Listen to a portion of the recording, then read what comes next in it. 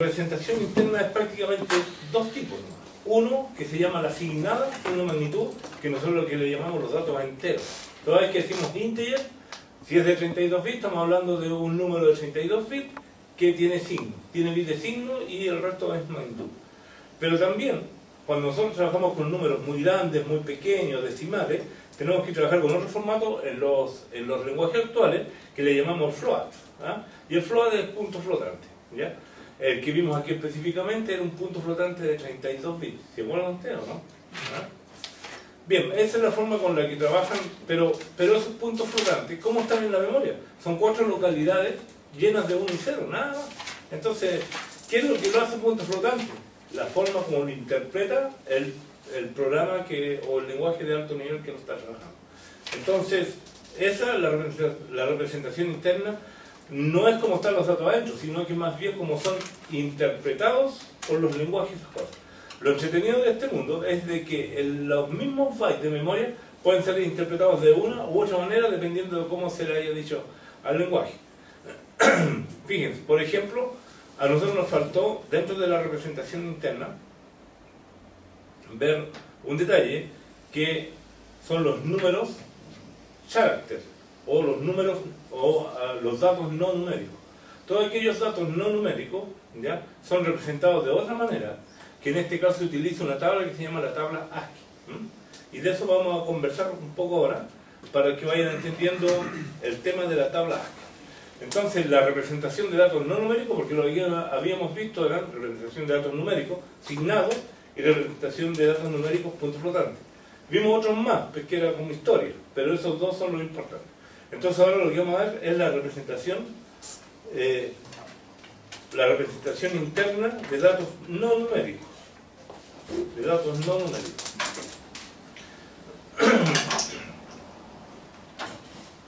Entonces, vamos a ver la representación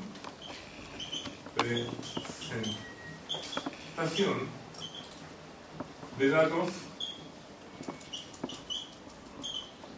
no numérico. No numérico. Bien, ¿cómo lo hace el computador para poder representar datos no numéricos? De acuerdo a lo que se ha establecido, un dato no numérico va a ser representado en un byte de memoria. En un byte de memoria. Este byte de memoria para nosotros va a estar dividido en dos partes. Por supuesto, cada parte formada desde 0 hasta 3, tiene 4 bits, y este del 4 al 7. Entonces, cada localidad de memoria, que está formada por 8 bits, va a tener 4 y 4 bits, dos divisiones de 4 bits. Esta primera división de 4 bits se va a denominar la zona. Y esta segunda división de 4 bits se va a denominar el dígito. ¿Qué significa eso? Que finalmente vamos a tener una matriz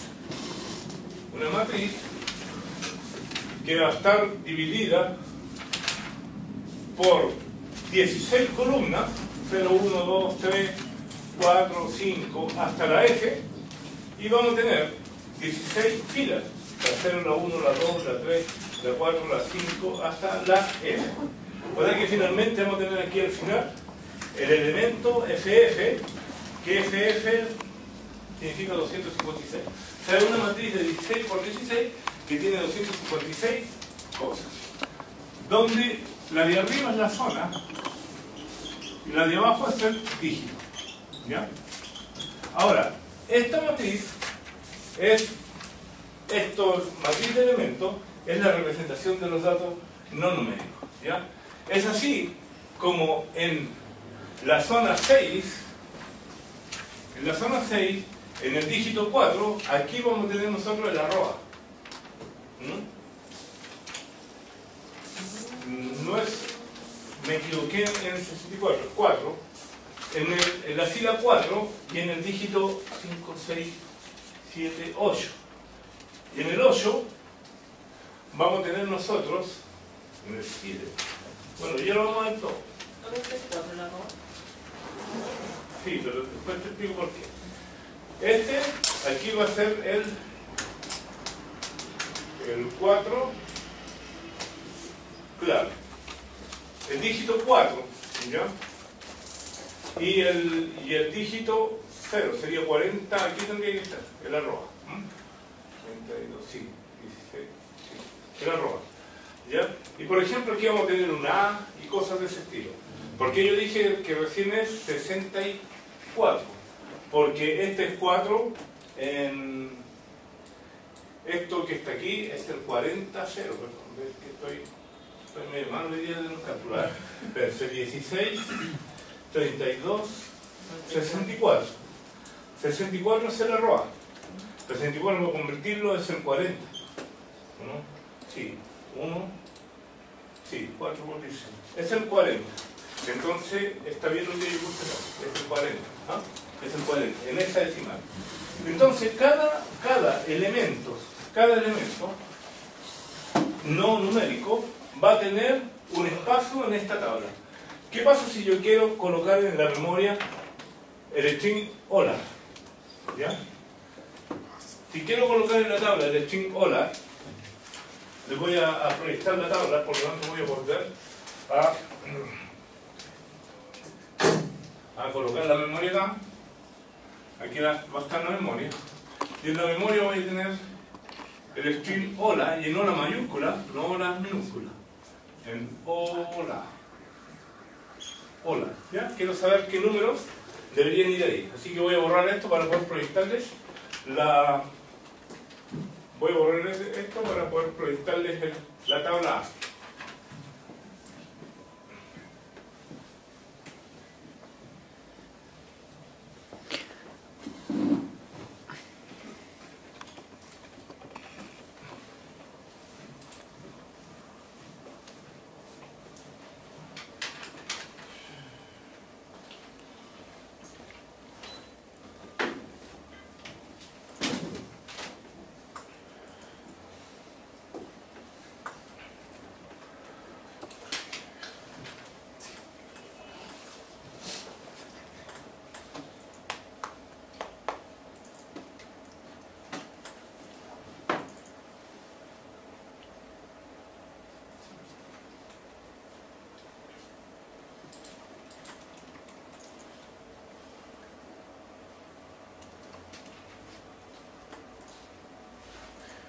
Bien, bueno, ahí tienen la tabla ASCII.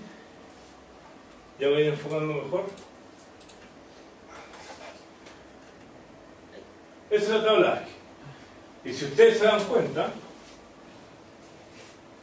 el decimal 64 es el arroba. El decimal 64 es el arroba. ¿Ya? Por lo tanto, si yo quiero escribir en la memoria hola, lo voy a colocar afuera ahora mejor.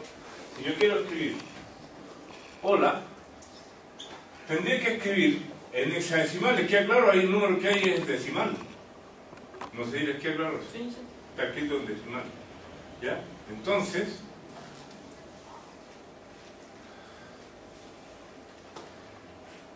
en decimal esto es 40. 40. ¿Ya? O sea, serían 24 menos 40. Aquí está la H, sería en decimal 41, 42, 43, 44, 45, 46, 47, 48. Entonces en decimal aquí tendría que decir 48. 49, 4A, 4B, 4C, 4D, 4E, 4F. 4F. 4F. La L sería, la H era el 48. 40, 41, 42, 43, 44, 45, 46, 47, 48, 49, 48, 49, 4A, 4B, 4C. 4C. 4C y 41. Y eso dice, ese sería un conjunto de 1 y 0 que hay al interior de la memoria. Y si nosotros especificáramos al computador el lenguaje, lo que estamos trabajando, que ese dato que tenemos ahí lo vamos a trabajar en modo string, entonces diría hola. ¿Me entienden? Pero si en el lenguaje hubiese dicho que en esta localidad de memoria vamos a tener un número de puntos flotantes, ahora tendríamos un punto flotante ahí. O si es un signo de magnitud, sería un signo de magnitud. Entonces, una misma zona de memoria donde hay un conjunto de unos y ceros, yo lo puedo interpretar de diferentes maneras. ¿De qué depende eso? De la forma como lo trabaje el lenguaje de alto nivel que yo lo vaya a tener ahí. ¿Ya? Esa es la tabla ASCII. Desde ese punto de vista, nosotros tenemos dos tipos de números. Números y números no números. Los números son aquellos números que yo puedo multiplicar, dividir y sumar, ¿ya? Y esos números, como ya lo vimos aquí, son representados en signo de magnitud o en puntos flotantes. Pero también tenemos números que no son números, que son los que están ahí. Estos números, si bien a nuestra vista parecen números, no son números. Son letras. Estas son letras. Y por eso es que yo voy a poder tener el string 123 o el número 123.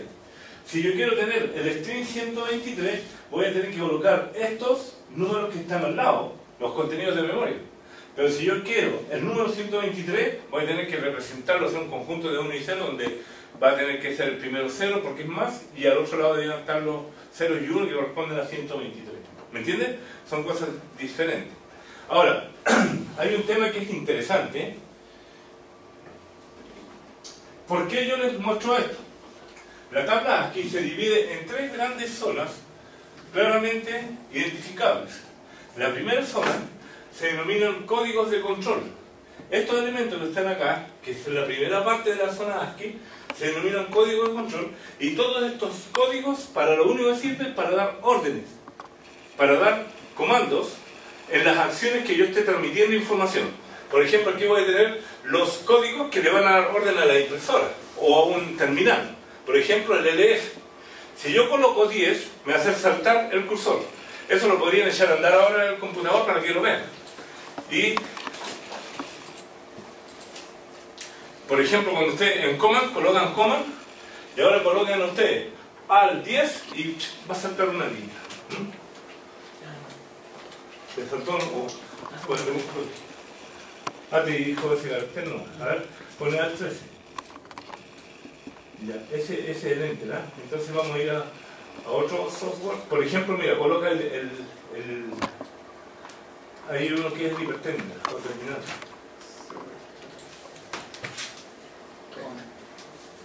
Hiper con Y.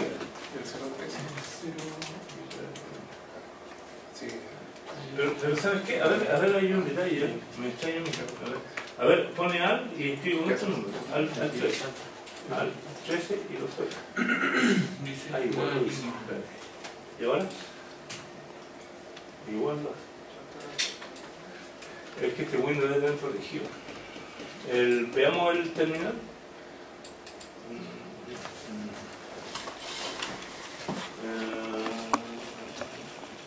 Aquí coloca, busquemos en internet, no lo tenés. Busquemos en internet terminal para que lo... A ver, yo voy a ver si lo tengo aquí, os voy a mostrar. Lo que pasa es que algunos sistemas operativos bloquean que podamos ver esos caracteres. Pero voy a buscar un terminal.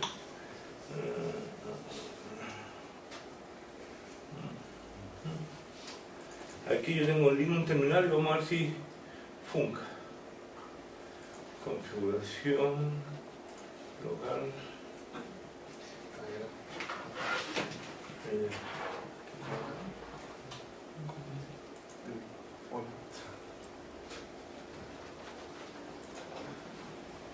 Vamos a ver si lo puedo echar. ¿No?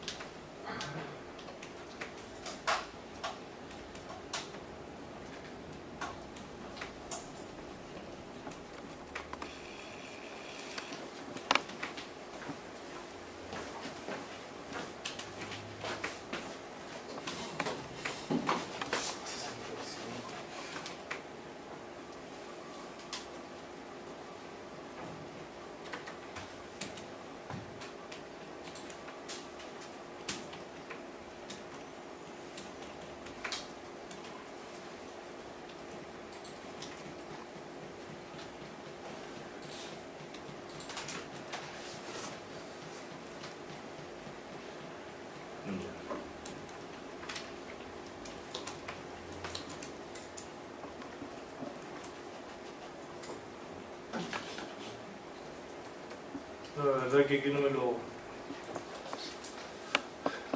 lo permite. Debería poder permitirlo ahí al trabajar ustedes. ¿A alguien le sale, no? Los caracteres. ¿Algo? ¿A ti te sale? Sí, pero le pongo un 0 primero. 0.13 dijo el enter. Enter. Sí. Pongo 0.13 y se aparece. Pero te da el enter y el 0.10 0.10 de 10 para abajo de la línea. Sí. Sí. Tú vas escribiendo 0.10 para abajo de la línea 0.3. Entonces quiere decir que lo estás aceptando de esa manera. 0.13, porque deben ser hasta el 2.55. Es por ser 2.55, por ser esos 3 caracteres debe ser. Ya. ¿Sí les funciona bien el tema? Sí. Ya.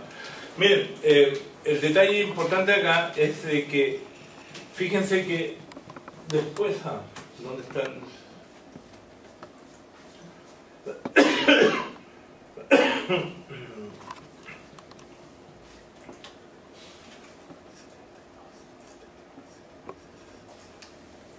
Bueno, entonces la primera zona, como yo les decía, es una zona dedicada a lo que es el control. Yo esos caracteres, si los recibo en una impresora, me hace caso a las cosas que dice ahí. ¿Ya? Yo podría achicarle la letra a una impresora enviándole caracteres directamente. Podría hacer un texto enviándole caracteres directamente, con los caracteres de control. Entonces una zona de la tabla ASCII son caracteres de control y por lo general no son los que nosotros vamos a estar tratando de enviar de un lugar hacia otro, sino que los protocolos de comunicación nos están enviando. Hay una segunda zona de la tabla ASCII, que es la zona que se llama los caracteres imprimibles, o los de impresión. Esos caracteres que están ahí son los caracteres que las impresoras imprimen, que los terminales ASCII nos muestran, son esas cosas. Y eso van a hacer con esos números que están ahí. Y finalmente la tercera zona se llama, que es la zona ASCII extendida, que son ese conjunto de caracteres que tienen otros objetos, que los pudiéramos nosotros utilizar, puede haber para cualquier cosa. ¿Por qué esto es importante? Porque si ustedes revisan hasta dónde llega el último carácter de los imprimibles, que es la parte que nos puede interesar, es hasta 126, debe ser hasta 127. Eso significa de que los caracteres de control y el carácter imprimible solo requieren 7 bits para ser representados, porque con 7 bits yo puedo colocar un número entre 0 y 127, siendo que en un byte, cada 8 bits, tendría el primer bit como desocupado, si es que solamente voy a transmitir caracteres de esta parte. Es por eso que cuando yo los terminales estoy transmitiendo, se coloca, por ejemplo, se van a transmitir 8 bits con un bit de paridad. ¿Ya? ¿Por qué se coloca 8 bits con un bit de paridad? Porque el primero va a ser bit de paridad y los restantes son los que me permiten tener esto aquí. Les explico esto porque fíjense que todas las transmisiones seriales que se generan entre los distintos dispositivos de computación, todas se hacen con código ASCII. No se transmiten números. Nunca se transmiten números cuando yo estoy transmitiendo un dato a un robot, un dato a un PLC, un dato a otro computador, esa transmisión siempre es en ASCII. No es un número. Yo para lograr saber qué número me están enviando, tengo que empezar a sacarlo uno por uno, irlo trozando uno por uno y convertirlo en el número que quiero. Por ejemplo, veamos, les voy a decir el ejemplo en el que les puedo hablar. Por ejemplo, 123. Si yo le envío desde un computador a otro, por el terminal, por lo que yo esté tratando de leer, un sistema de envío el 123 en forma serial, lo que se va a enviar realmente son 3 caracteres que va a ser el 49, uno al lado del otro, 50 y 51. Esos son los caracteres ASCII que van a recorrer la línea, ¿ya? Pero si yo quiero recibir esto, tener cuál es el número que me enviaron, yo lo que tengo que hacer, una forma como lo hacen, y estos son algoritmos que lo tienen en el interior de los protocolos de comunicación, en este caso, a cada uno de estos que están acá, se les resta 48. Entonces, esto es menos 48. Entonces yo obtengo aquí, en este caso, un, en este caso 2 y en este caso 3. ¿Lo ven? Y lo que se hace después es ir multiplicando cada uno de estos y sumándole el de abajo por 10 y volver a multiplicar. Por ejemplo, 1 por 10, 1 por 10, y este ¿cómo está? Y este es por 10 de nuevo. ¿Por qué se multiplicó por 2 veces por 10? Este se multiplica porque va así en orden. El último que llegó por 1. ¿ya? Este por 1. El penúltimo que llegó por 10, el antepenúltimo por 100, el antes por 1000, pues así, 10.000, así se multiplica. Y aquí me va a dar me va a dar 100, este me va a dar 20, y este me va a dar 3, y las sumas son el 123, ahora ya como número, ¿ya? No sé si pueden entender lo que le digo. Pero lo que se transmiten por las líneas son caracteres ASCII. Y si yo los quiero trabajar en cualquier sistema, embebido, en un computador, lo que sea, tengo que tomar ese número ASCII que recibí y convertirlo al valor numérico real que él tiene. No se olviden de esto porque más de alguna vez van a tener este problema, que no está transmitiendo números. Y ustedes decían, oye, estoy transmitiendo el 500 y estoy recibiendo, no sé, cualquier cosa. Y lo que están recibiendo realmente están mirando los caracteres que enviaron, no el número. Las letras que enviaron, las letras que aparecen en el número. ¿Dónde se encuentra esta tabla ASCII? ¿En qué parte está almacenada esta tabla ASCII? En ninguna parte. No está almacenada en ninguna parte. Esta tabla ASCII es la que sirve para convertir los datos ASCII, los datos binarios, en los caracteres gestos para representar una pantalla o en una impresora, por el dispositivo de la pantalla y por el dispositivo de la impresora. Pero ellos no están en ninguna parte en particular. Ya muchachos, ¿hay alguna duda con este tema? Con esto estaríamos terminando el tema de la representación interna. Vimos 3 representaciones de números o sea, de datos no numéricos, esto que estamos viendo acá, específicamente de la tabla ASCII, datos numéricos punto rotante y datos numéricos signo magnitud. Bien. Como la materia de la segunda prueba es una macedonia de distintos conceptos, vamos a hablar del concepto bus. Vamos a hablar del concepto bus ahora.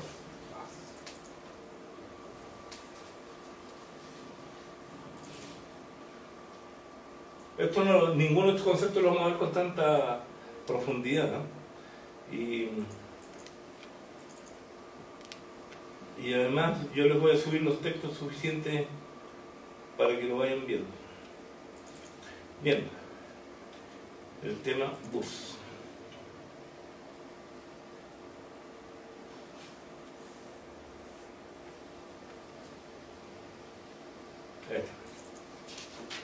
Bien.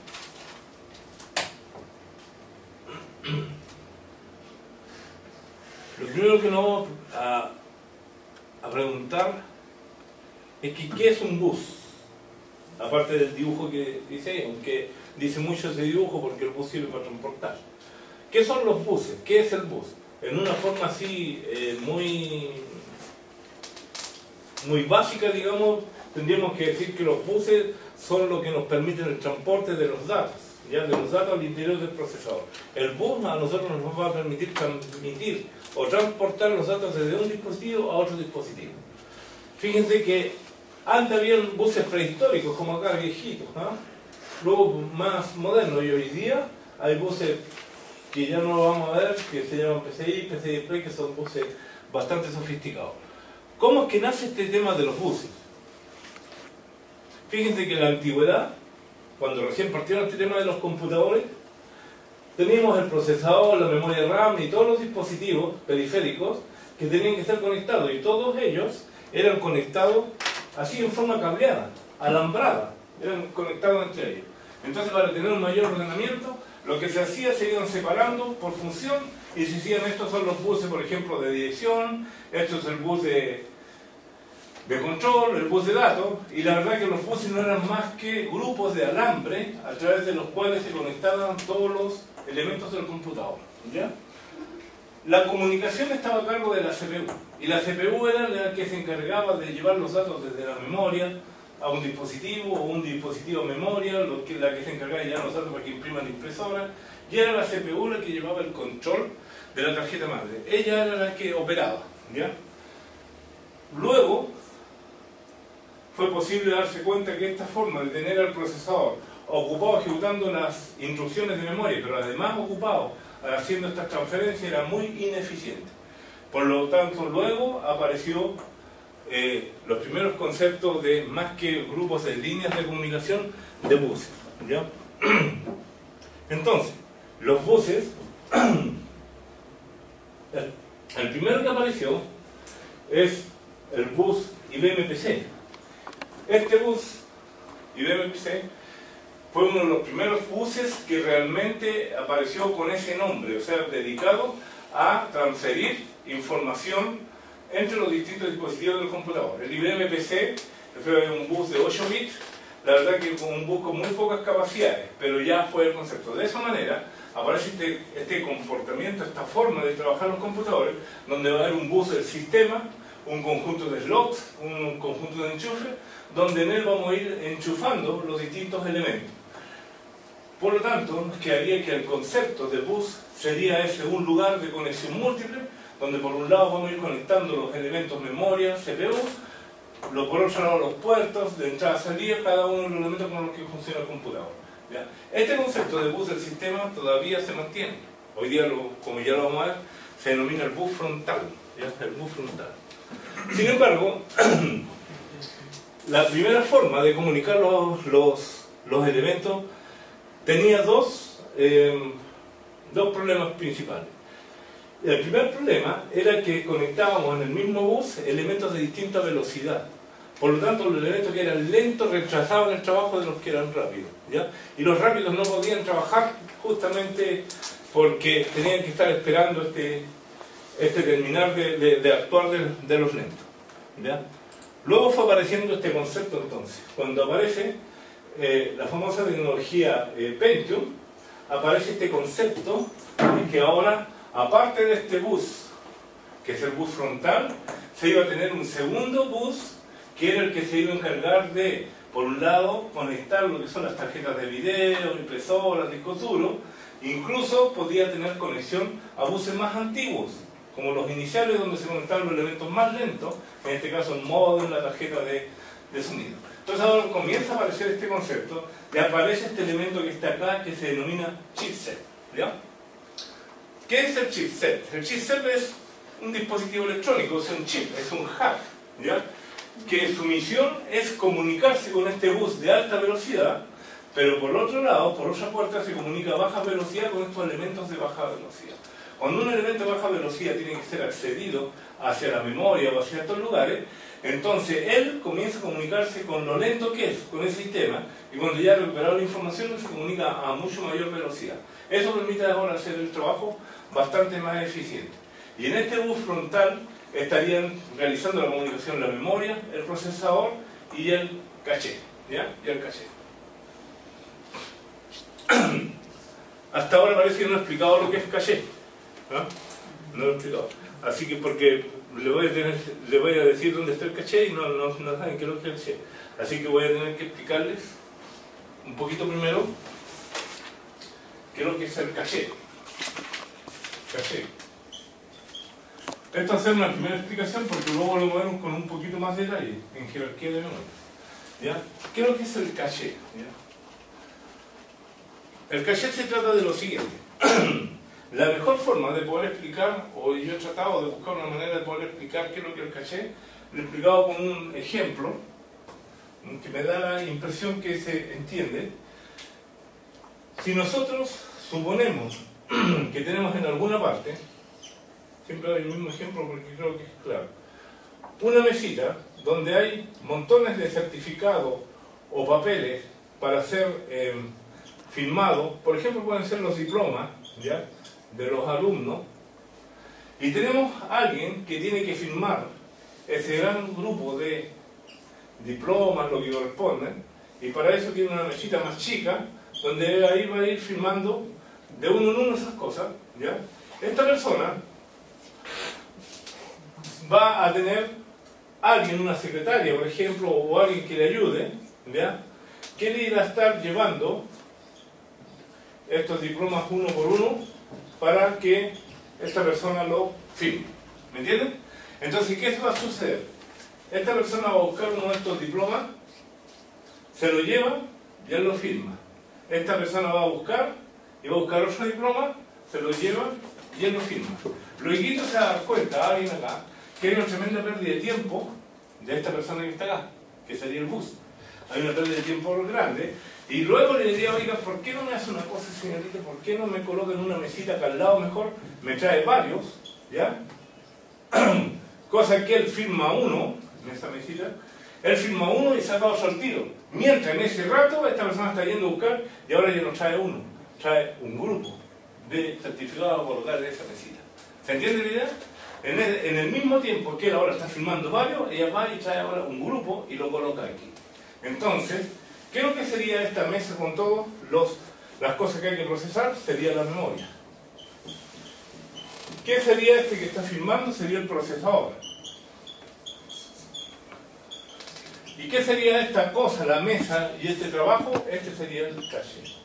¿Ya? Entonces, el caché es una memoria RAM, ¿ya?, que nos permite el traslado de grupos de instrucciones hacia esa memoria, de tal manera que ahora el procesador está en todo el rato accesando esa memoria caché y no la memoria RAM, porque la memoria RAM para la velocidad del procesador es muy lenta.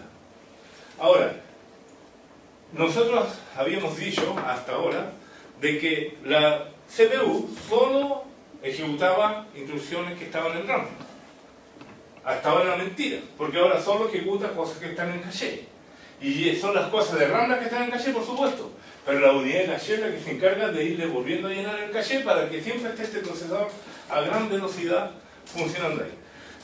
¿Qué gracia tiene el caché? ¿Por qué es tan importante que esté ahí? Porque es rápido. Es una memoria del tipo que se llama memoria estática, ¿ya? Funciona a muy poco, a unos cuantos nanosegundos funciona el acceso que lo tiene. Por lo tanto, al ser tan rápida esta memoria, hace posible que se ejecute así. Alguien podría decir, bueno, ¿y por qué no hacemos la memoria RAM de RAM estática mejor? El problema que tiene la RAM estática es que, siendo tan buena y tan rápida, es muy cara. Y además es poco densa. Un chip grande tiene unos pocos kilos de... tenerle unos cuantos gigas sería una máquina gigante.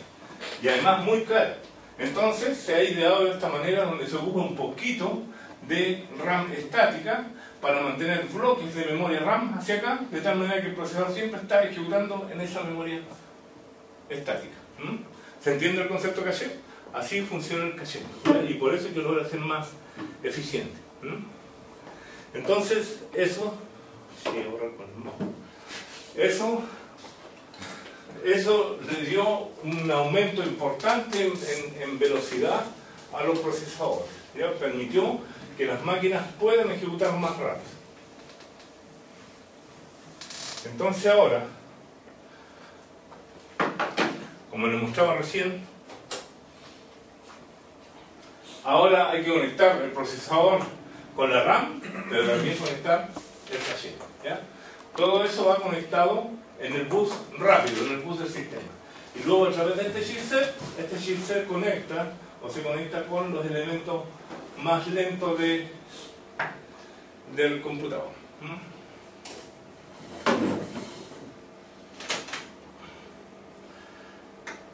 Bien. Luego, en el anterior, todavía teníamos un problema.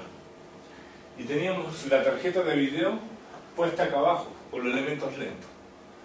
Al ir mejorando la tecnología de los videos, fue necesario cada vez transmitir más imágenes por segundo, y cada vez este bus comenzó a estar más y más saturado por la tarjeta de video, y no solo se molestaba el video, sino que también molestaba los otros elementos, que si bien eran más lentos, se ponían mucho más lentos al tratar o al compartir este bus con esta tarjeta de video. Por lo tanto, aparece una idea que se trata de sacar la tarjeta de video a un bus propio, que sea un acelerador de mayor velocidad, y entre el bus frontal y el bus PCI se decidió colocar un nuevo bus que se llamó AGP. ¿Ya? Bueno, se coloca un nuevo bus que se llama AGP, y ahora todo eso se conecta al chipset. Entonces tenemos estos elementos conectados al bus de alta velocidad, y luego tenemos conectado al chipset, que nos permite también un trabajo de alta velocidad y solo para él. De esa forma le queda ahora a este bus tranquilo estos elementos y logra de nuevo la máquina ser más eficiente, bastante más eficiente en velocidad.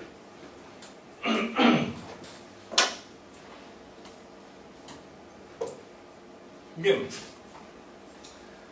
Entonces, finalmente, ¿cómo funciona el tema de los buses o qué es lo que es un bus? Es un dispositivo que nos va a permitir conectar entonces, por una parte, la memoria RAM y la CPU a este elemento que está acá, que ahora nosotros le seguimos llamando bus, pero realmente son dispositivos electrónicos, realmente es un chipset, ¿ya? Y todos estos se conectarán a todo el resto de los componentes del PC, ¿ya? Este bus frontal es el que se encarga del tráfico de alto nivel, que es el que existe entre la memoria y el procesador. Y luego él se encarga de comunicarse con estos elementos que son más lentos.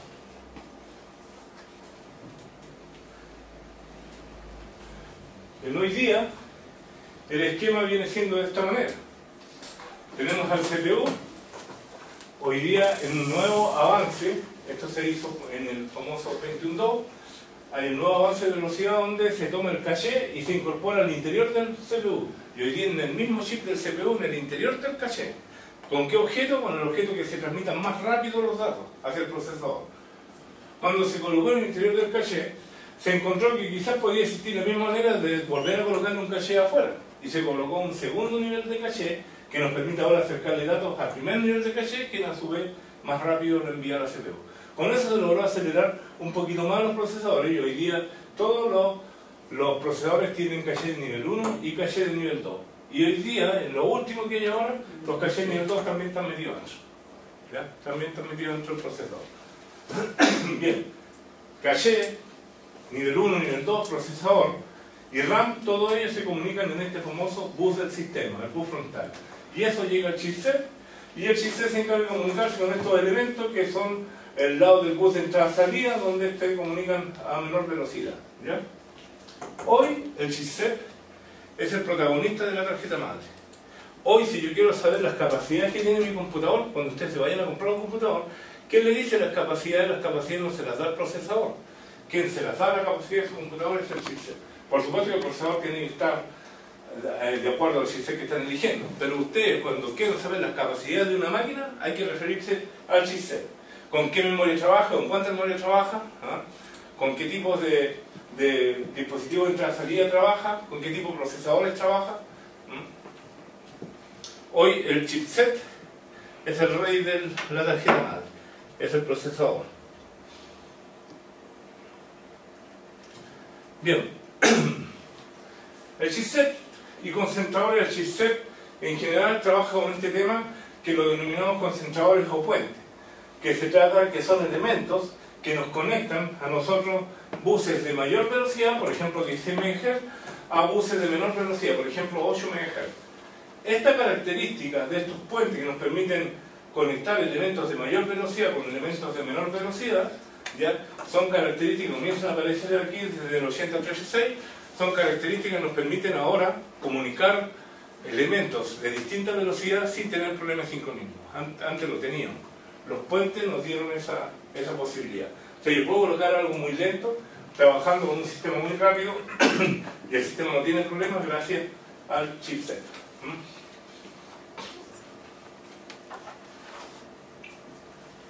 Hoy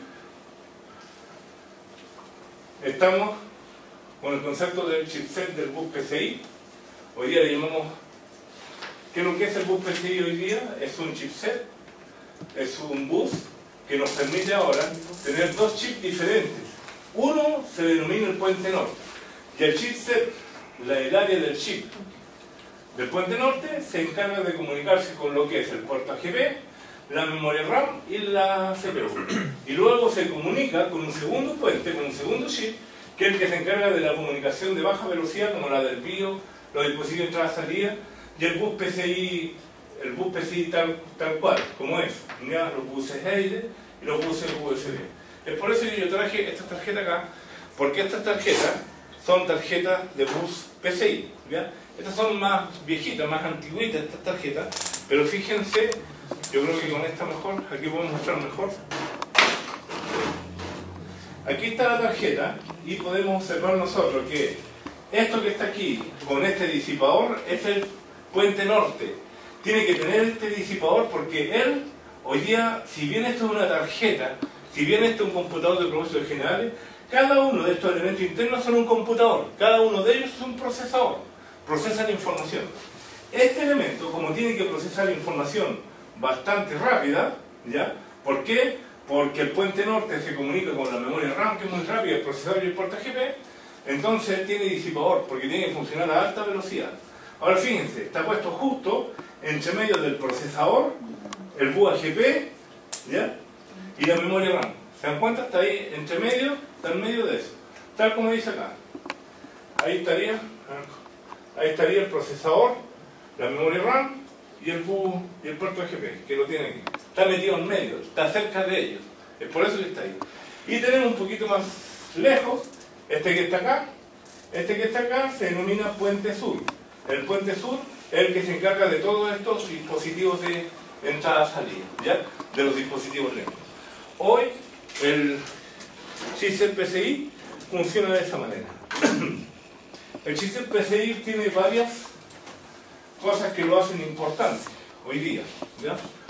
Después lo vamos a pasar rápido porque nos vamos a comentar a grandes rasgos. Por ejemplo, el chipset PCI fue el primer chipset que tuvo el famoso concepto plug and play, ¿ya? Que es este concepto de enchufar y partir, ¿ya? El concepto plug and play, que ya lo hemos conversado otras veces, fue el bus PCI que lo tuvo. Otra característica importante del bus PCI es que tiene las capacidades de comunicación asincrónica.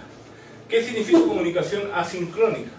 Significa que no es necesario que entre los dos dispositivos que se van a comunicar estén conectados siempre, ¿ya? En otras palabras, en la antigüedad, antes, los dispositivos tenían que comunicarse en forma sincrónica entre ellos. O sea, en todo rato tenían que estar conectados la tarjeta de red, todo, o sea, el disco duro, todas las cosas, y tenían que estar funcionando a la misma velocidad.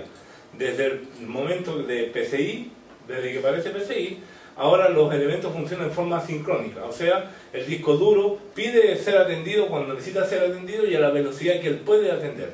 Y cada uno de los dispositivos va funcionando a la velocidad que tiene y en el momento en que necesitan ser atendidos, ¿ya? Otra característica del bus PCI es que es un bus paralelo, ya como lo vamos a ver en un rato, que primero es de 32 bits y luego es paralelo de 64 bits. O sea, el bus PCI nos permite ir a rescatar 64 bits a memoria, ya 8 bytes de una sola vez, ¿ya? Eso nos permite el bus PCI. Y el bus PCI no se conecta directo a la tarjeta madre, a la placa, sino que lo hace a través de un bridge. ¿Qué es un bridge? Es como un conector, como un conversor, ¿ya?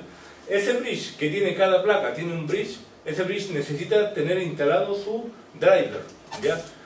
¿Por qué le explico eso? Es muy común en que yo formatee mi computador, lo dejo formateado en mi computador, me aparecen todos los elementos y aparece como que todo esté perfectamente instalado y resulta que yo miro y mi lector de huella no está, no me la reconoció. Miro y mi touch de mi pantalla tampoco me lo reconoció, no me funciona. ¿Qué es lo que está sucediendo? Pero yo busco los dispositivos y no veo ninguno que le falte por instalar. ¿Qué es lo que me está pasando? Lo que me está pasando es que como este bus PCI tiene que tener un driver, el sistema operativo carga un driver genérico, que es el driver que piensa que hace funcionar ese bus PCI. Pero una vez que yo he instalado en máquina, una vez que ya la formateé y le instalé todo nuevo, es mi obligación meterme al sitio del fabricante de esa tarjeta, del fabricante de ese notebook, del fabricante de ese computador y bajar los drivers del chipset, bajar los drivers de la tarjeta madre, ¿ya? Los bajo y lo más probable es que en el momento que yo configure mi bridge PCI van a comenzar a aparecer todas esas cosas que antes no estaban y van a empezar a necesitar ser instaladas o van a instalarse. Entonces este bus tiene un puente que necesita ser instalado cada vez que yo formateo el computador. Ya. Bien, aquí tengo en el chipset, este es el puente norte. Algunas características de él. Hoy se encuentra el bus PCI en todos los computadores. Como vamos a ver, ahora hay un bus más moderno que se llama PCI Express. Pero aún así, aunque tenga el PCI Express, sigue estando el bus PCI en todos los computadores actuales. Está en todo. Soporta hasta 10 periféricos de alta velocidad y también es posible instalar en él tarjetas más antiguas, como tarjetas ISA Yo no sé si tengo aquí una ISO, no tengo. A ver. No. Esta es PCI. No tengo ISO. Son tarjetas más antiguas. Bien. El bus PCI, como yo les decía, aparece en el mercado con 32 bits de ancho, ¿ya? En su versión 2.0, pero luego pasa a 64 bits de ancho, o sea, era full 64 el bus PCI. Su bus de direcciones del bus PCI, esto es importante, tiene solo 32 bits. ¿Qué es lo que significa? Una máquina que su bus base, el bus PCI, solo puede tener 4 GB de RAM, no puede tener más de 4 GB de RAM. ¿Ya?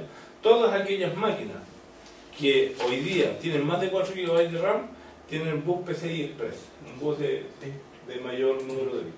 ¿Ya? La primera versión funcionó a 33 MHz y la segunda versión funcionó a 66 MHz. La verdad es que es una velocidad más o menos grande. La velocidad de transferencia por lo tanto que tiene este bus es 528 megabytes por segundo.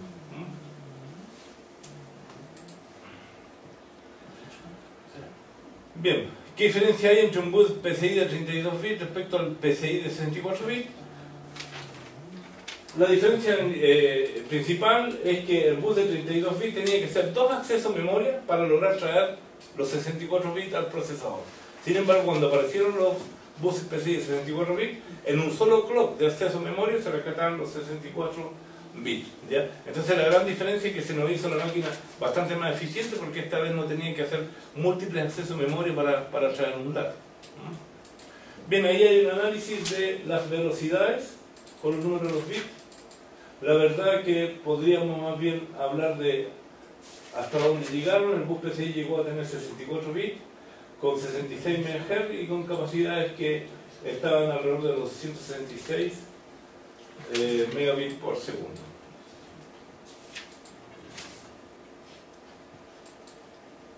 Aquí es lo que yo le decía, el bus PCI comunica a la CPU a través de un puente que actúa como un buffer entre la CPU y el bus. ¿Ya? Bueno, el resto son algunas cosas que hemos conversado. Aquí hay un concepto que se llama BLB, ¿ya?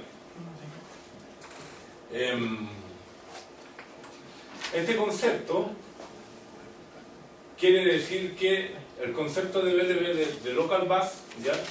Es un concepto que quiere decir que cuando tengo yo una arquitectura que es de 64 bits con un procesador de 64 bits y mi chipset es de 64 bits, entonces todas las transferencias que se hacen son full 64 bits. En una sola acceso de memoria se trae inmediatamente 64 bits.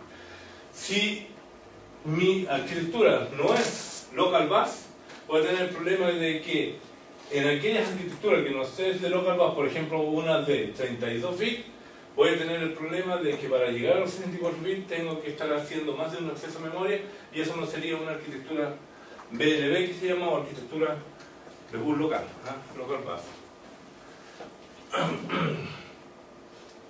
Bien, hay algunas fotos. Esto se lo agregué más como historia. Ahí tiene algunas fotos típicas tarjetas ISA.